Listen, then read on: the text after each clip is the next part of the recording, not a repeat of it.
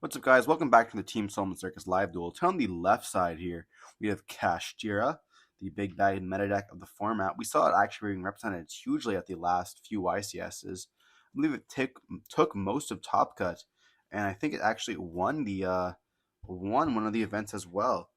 And then we have on the right side here, we have Traptrix, the newest Konami structure deck, which is loaded and jam-packed good stuff like evenly matched Ash Blossoms, as well as everything you need to play the Traptrix structure deck, other than maybe like an Imperm. But those are fairly cheap right now, especially with the reprint and Mama.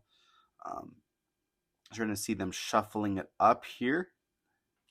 Traptrix is also supposed to be the deck to beat the Kashtira. It has a very good matchup versus it with their floodgate trap holes and a bunch of the other trap holes as well.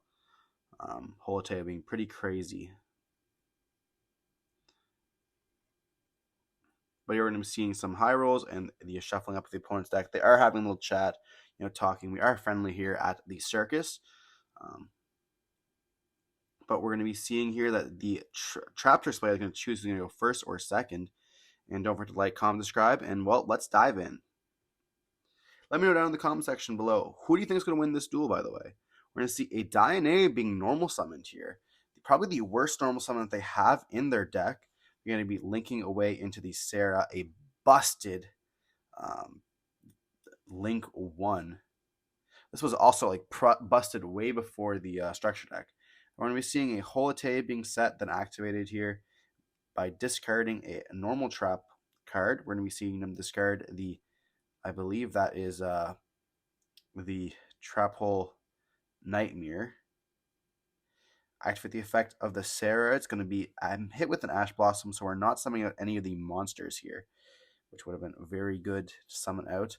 So we're going to set 2 cards here and pass. Not the greatest board, but we do have trap cards, so we will take that. Holotay being also in graveyard, if it gets attacked, is not too bad as well.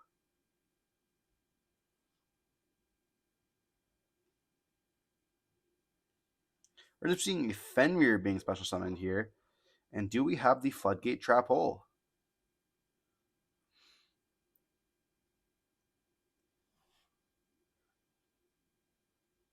It does not look like. So it looks like they're going to be able to let summons be successful, and it's going to be able to continue here.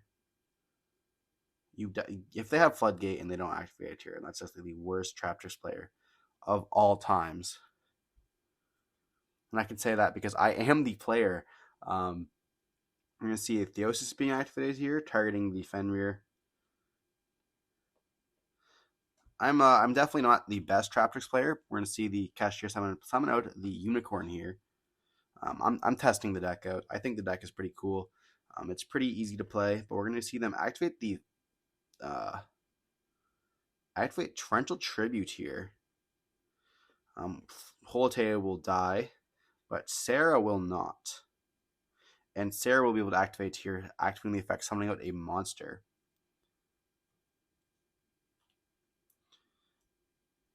Here we're going to be summoning out, I actually don't even know what you'd summon here.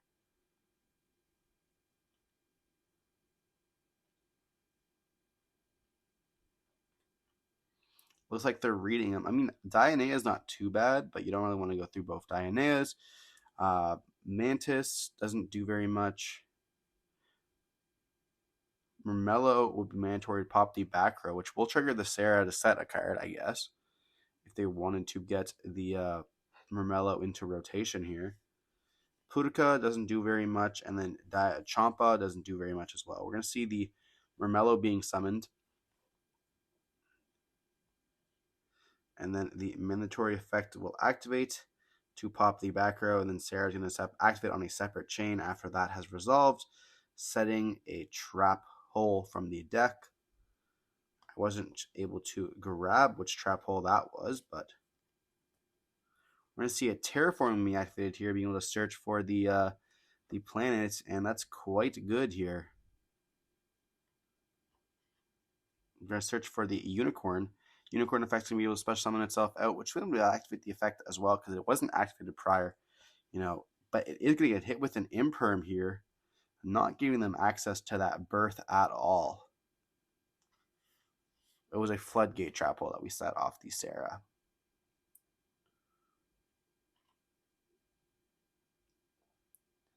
Do they have any other stuff in the hand here? We go battle phase, attack the unicorn into the Sarah. You definitely want to get rid of that card as fast as possible. We do have the Mermello on the field, so it's not like we can't access to Sarah as well, but being able to activate like immediately a trap or normal summon the effect and getting the Sarah would just be crazy.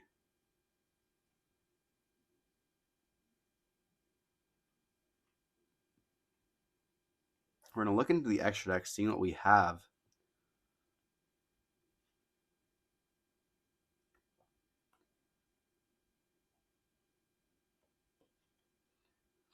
Then they're going to be normal summoning the second Dianea. That's super rough.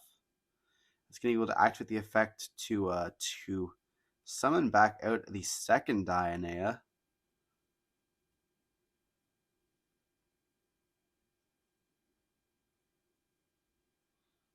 Then Dianea will be able to set a card, and then we're going to see the unicorn effect. We're going to be revealing our whole extra deck here in a nice swift moment.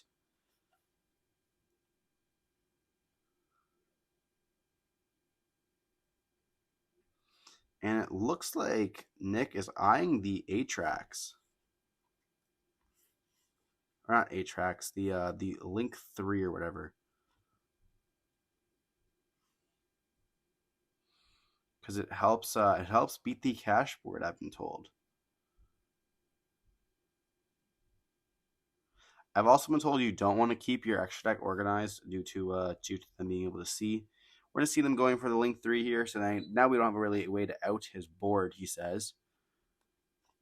I'm not too sure why that really outs his board, but if you guys could let me know in the comment section below, that'd be greatly appreciated. I'm always trying to learn some more Traptrix stuff, or any stuff really. We're going to be seeing the set back off that Dianea. They're going to activate a Book of Eclipse here, flipping all these cards face down, and that's going to be 100% of end of our turn here. But we'll be able to get a draw 3 during the end phase, which is pretty nice. We could also activate Holote in the graveyard to summon out the Sarah if we wanted to, which will, I guess, allow us to do some more stuff. But there's really no need. We're pretty much walled up here. And then we're going to be seeing the end phase of activation, or the end phase going to end phase, and then we're going to be seeing the Book of Eclipse resolve itself completely, flipping them up and drawing us 3 cards here. So we reveal that we have the Floodgate as well as the Trap Hole Nightmare. And our opponent is now drawing a card. They're going to activate the effect of the Unicorn, which we have nothing to be able to stop that, which is going to be able to search for the Birth. The Birth can be placed, summoning out that Fenrir from the banished zone, or from the graveyard, I should say. It's one or the other. We're going to see the Floodgate being activated, flipping that Fenrir face down. We do not want any continuation of that combo. No Arise Heart for you. They're going to normal summon out the Ogre here, because they are able to normal summon it off the Birth. Fun fact about Kashtira Birth, you can actually normal summon one of the Gate Guardian pieces with it. We're going to see Ogre's going to activate, searching for the Big Bang here, which kind of leads me to think that Preparations is face down already.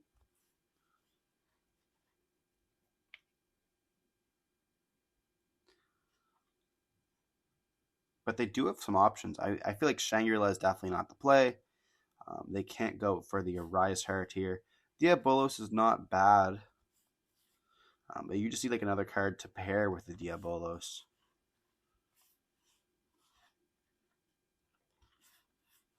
They won't be able to clear the board for sure. I know that. They're going to go battle phase here. They're going to attack into the Ogre. Ogre's going to attack into the Dianea. And then we're able to activate the effect here. We're going to be revealing Chompy, Prosperity, Ash Blossom, the new Trap Hole, and another Ash Blossom there. So the top of the deck, if we would draw, would be the Champa. They're going to get rid of the Trap Hole, hoping that we don't see that once ever again. And then we're going to be, normal summoning the Champa for turn, which is what our opponent knows. And then Unicorn's going to attack, activate the effect. So look at our extra deck here. I'm going to just take the I believe that was the number or Exton Knight there, I think, which is just Zeus pretty much. And I want to see the Shangri-La go here. I'm going to set the Big Bang, which we do know, but they searched, and just pass on that. During the end phase, that trap hole that we have set will have to be destroyed. And then during the standby phase, Shangri-La is going to activate the effect, summoning out the Fenrir, probably the best summon of the deck. Obviously, being able to banish any monster that activates, which is crazy when you have Parallel Exceed in your deck. People don't realize that.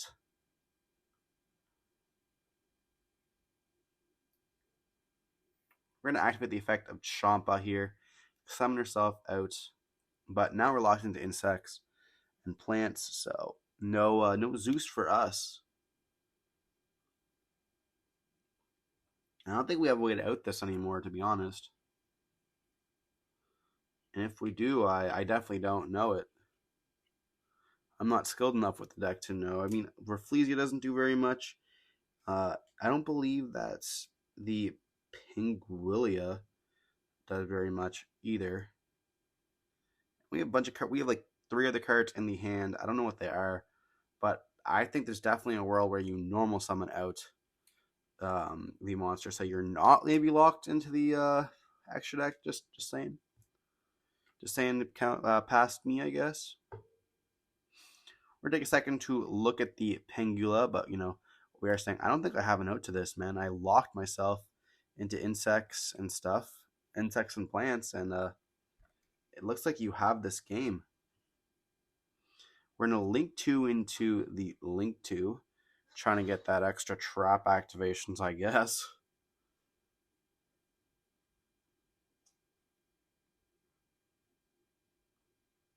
We have other monsters in hand as well. We're going to normal summon the Mermello here, which you'll activate the effect here. Being able to search for a hole, going for that floodgate because we are on 2, because Cash is running Rampage at our locals. Angus has just hopped on Cash as well, I believe. So we will be seeing no more Runic from him. I'm not too sure where else we're going to go from this. I mean, I guess if we had that link 3, it'd be pretty good right now. But other than that, I don't actually know. We do have Holite in the graveyard as well. We can activate, which we are going to be seeing. And you summon out like maybe the Dionea here, but we're going to be seeing a effect summoning out the Mermello. We had to double check that it didn't say other than the other ones that you control, but that is Sarah that does that. We're going to be seeing the Mermello effect can activate here, targeting the preparations, and we should have known that because we searched for the Big Bang, but destroy it just in case. They're going to link away into the Sarah here. We're going to set 1 card, which is going to be the Holatea. And we can't even activate it because we already activated the Holatea effect. Wow. There's like, no, we're just scooping here. We realize we just don't have anything. I don't know what we're thinking. Maybe going for that ping and being able to do stuff. But yeah, we were not winning that one at all. But we now get to go first once again in game 2 here. So I'm realizing now that you guys can see the remote for the ring light. That's kind of cringe. I'll have to make sure that you guys don't see that in other videos. I'll flip it around on the other side of the camera. But yeah, you guys let me know down in the comment section below what you guys think I could have done differently. I am trying out, maybe a series about trying out a deck. Learning the deck from scratch, but not from scratch as in like no cards, but just taking the basics and trying to go for like how far can we go in a month for something like that, or maybe like we have like 2 or 3 locals a week. So maybe a month is a little bit too long.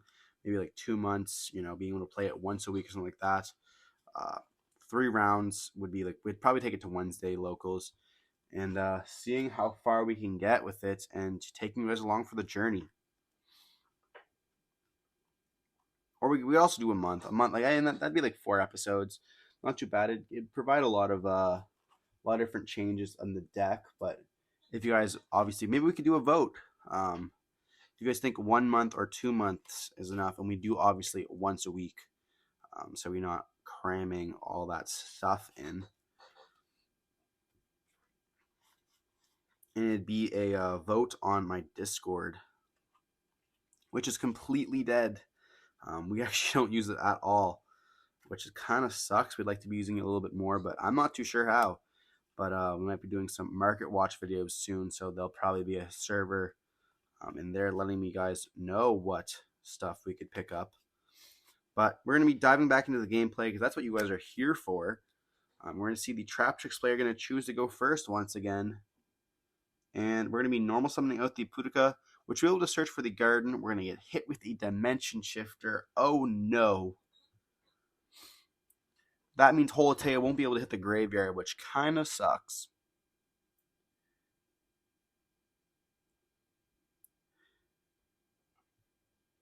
Here we're going to be thinking about activating the garden, but maybe choosing not to in case it gets popped.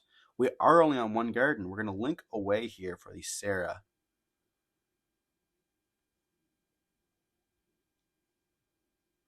We activate the garden, which will let us normal summon one more time. And the second effect means nothing to us right now. We can't do anything because we can't reborn from the graveyard. We're going to normal summon out the second Mermello here, which will be able to activate, searching us for a whole card. One of the best normal summons of the deck, in my opinion. Searching for that Floodgate. Huge versus Kashtira.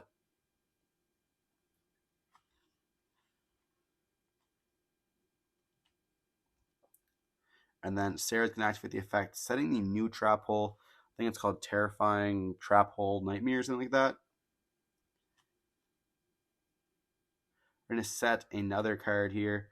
I wonder what Floodgate it is. Setting another one as well. I know we have an imprint. And a fourth. Wow, what a good end board.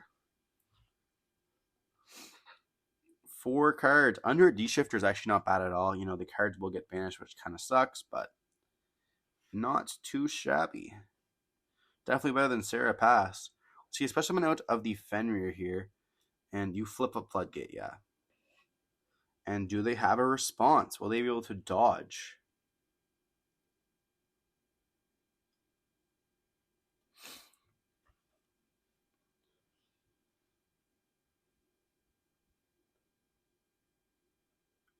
We're going to see a Lance being activated on the Fenrir here.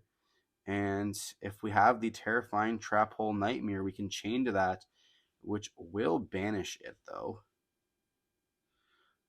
But they would now be only on 3 cards.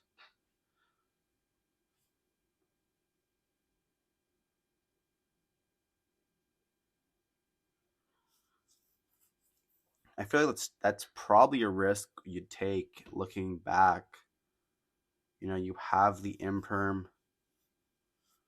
I guess you could also just Imperm it as well. And then Terrify him like the Unicorn if it gets summoned. We are going to be seeing, yeah, the Imperm being hit on that Fenrir there, so they won't be able to activate its effects for the rest of the turn.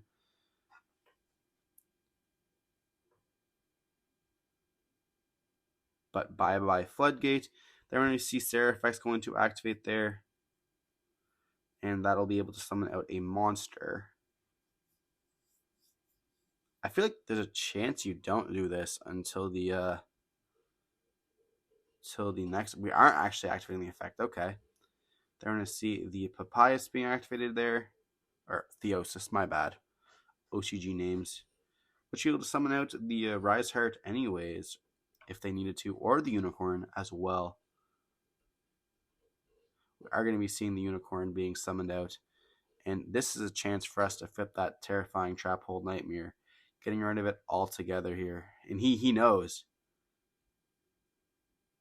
We are going to be seeing it flipping it or banishing it. And they have the birth anyways. Wow. We're going to activate the Holotea here. Trying to get that Sarah to activate there. And Sarah will activate here because we activated the Holotea on the activation of the birth. We're going to see Mermello effects being summoned out, and you actually cannot do that because we control a Mermello already. So that will be a misplay there. Sarah can only summon out a monster that you do not control.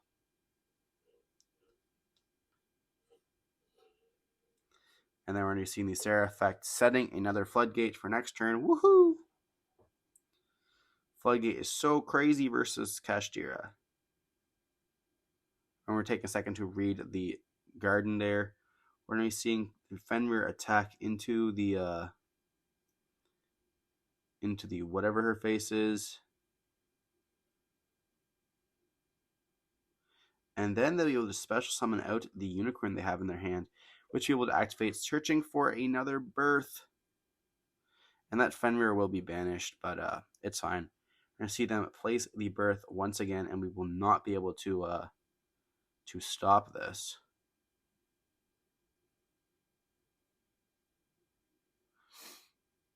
And Mermello cannot be destroyed once per turn by battle, so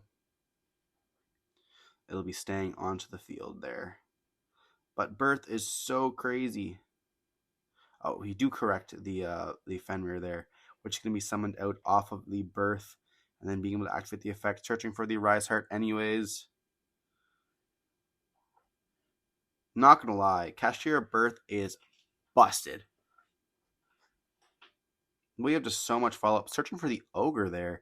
I guess they'll be able to normal summon the Ogre, search for the Preparations or the Big Bang, and then they'll be able to make the Arise Heart or the Shangri-La their choice. I feel like there's maybe a world where you make the Shangri-La with the Unicorn and the Ogre.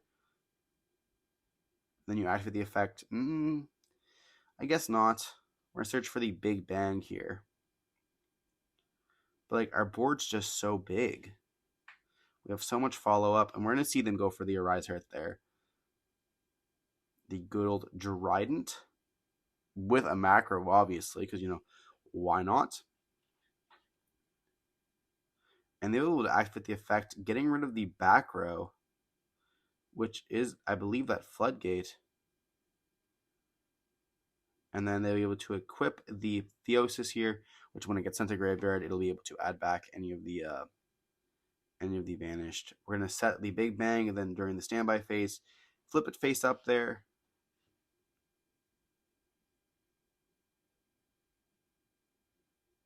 And I don't think this looks very good for our Traptrix player at all, to be honest. Here we're going to be putting we're going to keep the Sarah there, kind of like an evenly matched ISK effect. Putting us down to one monster only. What a Big Bang. And then they're able to equip the Big Bang onto the Rise Heart there.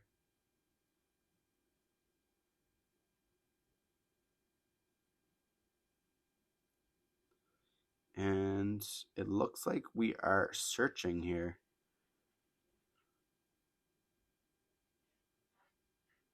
Because a normal trap was activated.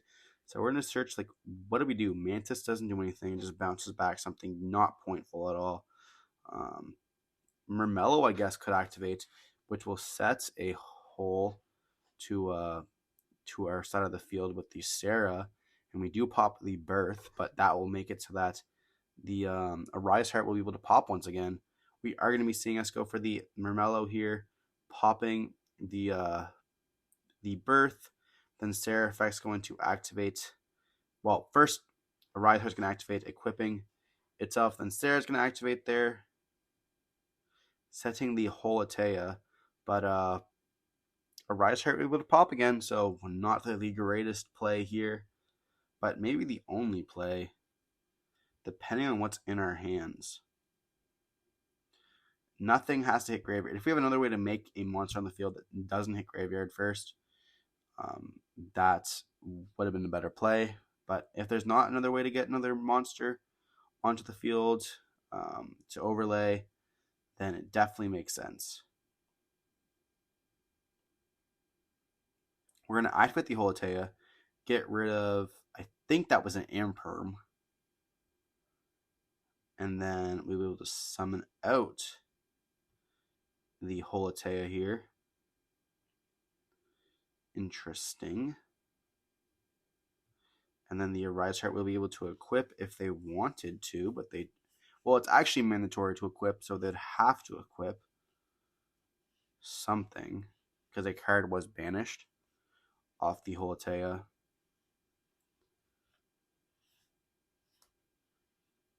There's nothing we can really do to out this. Like, I don't possibly see anything. Like Baguska doesn't do anything there.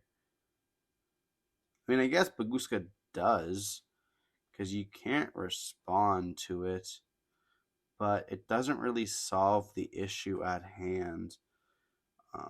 Unless we were able to stall, I guess. But we're getting close to time, and yeah, we're actually like 4 minutes away from time, and I think we're down in life points. No, we're not, but we are down. No, we're going into game 3 here. This is only game 2. Yeah, you can't stall here because then we just go for the tie. Or not even a tie. We just lose because they won game 1 and this is game 2. That's kind of crazy. We're going Pingula. That doesn't really do very much unless we have I don't know what that last card in hand is. I kind of forget. But we are going to be going for the ping.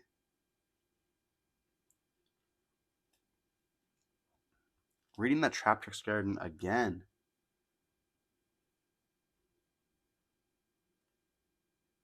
They're going to activate the effect here, detaching the 3 to pop the ping, and we're just going to scoop it up there, realizing that we do not have enough.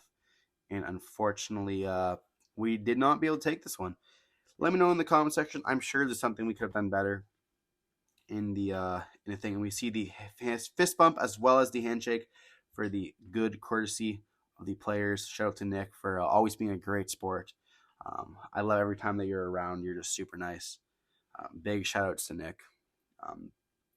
But yeah, if you guys have any other comments, let me know in the comment section below. Obviously, if you enjoyed the video, don't forget to like, comment, subscribe. And we'll see you in the next one. Stay safe. Peace.